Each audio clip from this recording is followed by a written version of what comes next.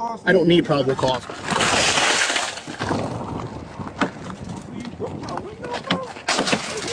Come on. Yesterday's clip ended with a badge.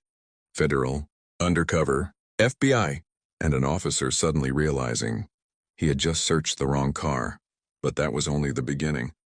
Because what you didn't see was what happened after the cameras kept rolling. Backup didn't just arrive. A black SUV with federal plates pulled up quietly. Two men stepped out. No sirens. No shouting. Just presence. The local officer tried to regain control. It was just a routine stop. The undercover agent stood still, calm. "You conducted a search without consent," he said. Without probable cause. The officer's body cam was still recording.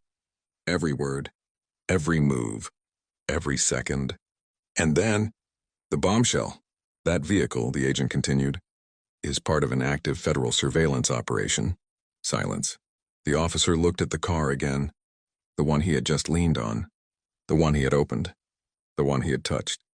Inside, equipment. Evidence.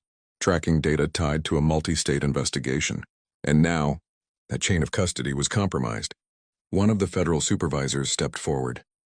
Who authorized this stop? No one answered, because no one could.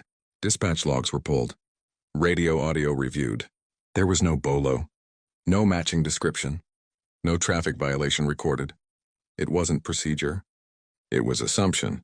And assumptions are expensive, especially when federal jurisdiction is involved. The crowd that had gathered earlier, still there. Still recording. You could feel the shift. Minutes ago, the officer was in control. Now, he was being questioned. On his own scene, the cuffs that had been tightened around the agent's wrists now evidenced themselves. The agent looked directly at the officer. "You didn't just stop a car," he said. "You interfered with an operation." By the end of the night, Internal Affairs was notified, body cam footage secured, reports rewritten. And that routine stop, it became a case study, because when you act first and verify later, sometimes the badge you challenge outranks your authority.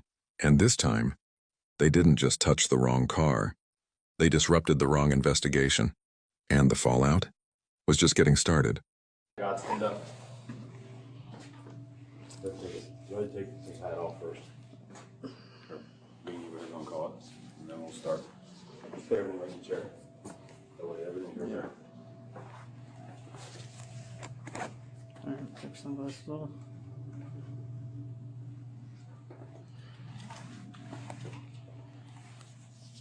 Let me take this off.